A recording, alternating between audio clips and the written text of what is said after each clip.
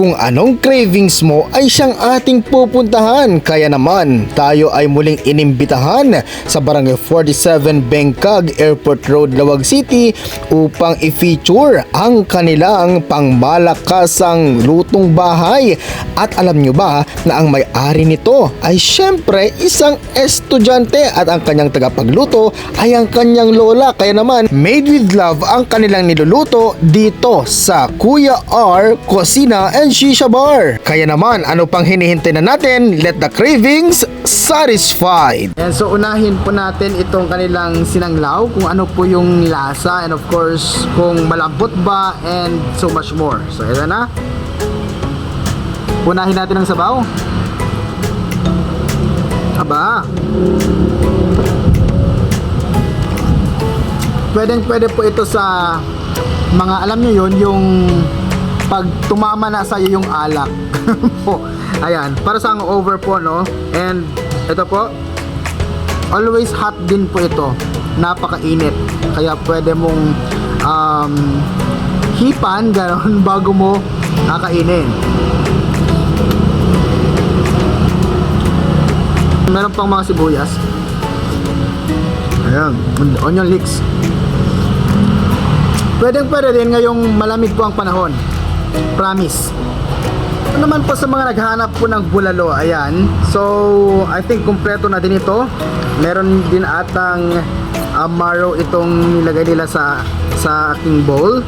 Ayan o. Uy, malaki ha. And of course, meron itong gulay, ayan. Nakikita naman natin sa video.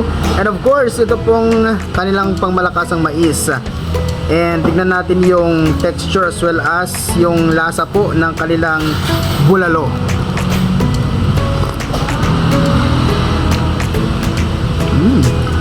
Malambot.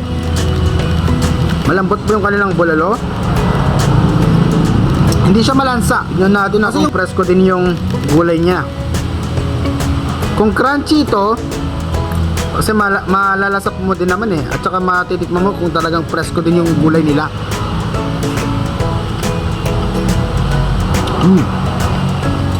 Hindi mapait. Isa rin yung indication. And may crunchiness siya. Meaning fresh po yung gulay niya.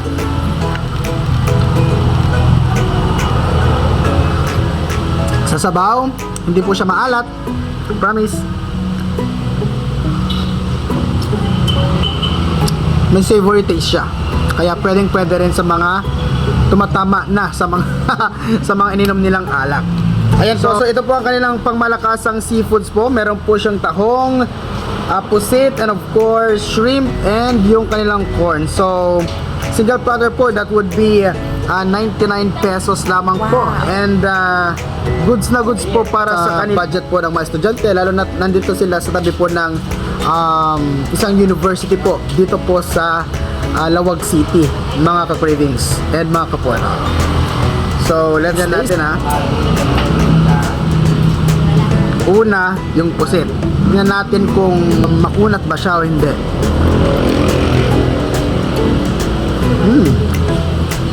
Gusto ko po yung ano ha. Gusto ko po yung sweetness niya.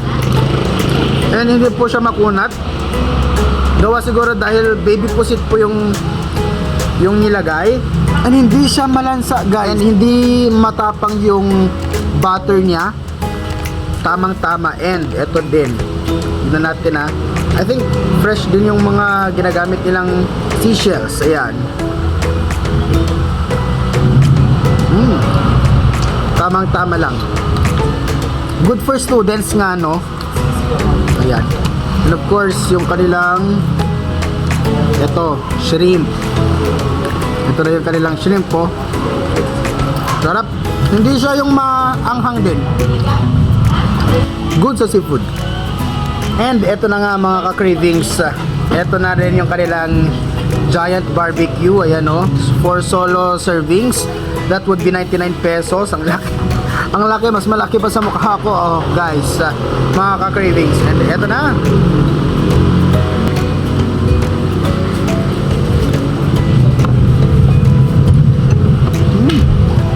Well marinated ah. Lasang lasa. Sarap. Aba, craving satisfied to guys. O diba? And yan po ang ating experience dito po sa Kuya R Cocina and Shisha Bar. So yung history na lang po ng bar na ito, mapapanood nyo na lang po sa live po ng News Portal Ilocos. And again, satisfied ako. Sobrang satisfied ako dito. Dito lamang sa Barangay 47 Bengkag, Lawag City.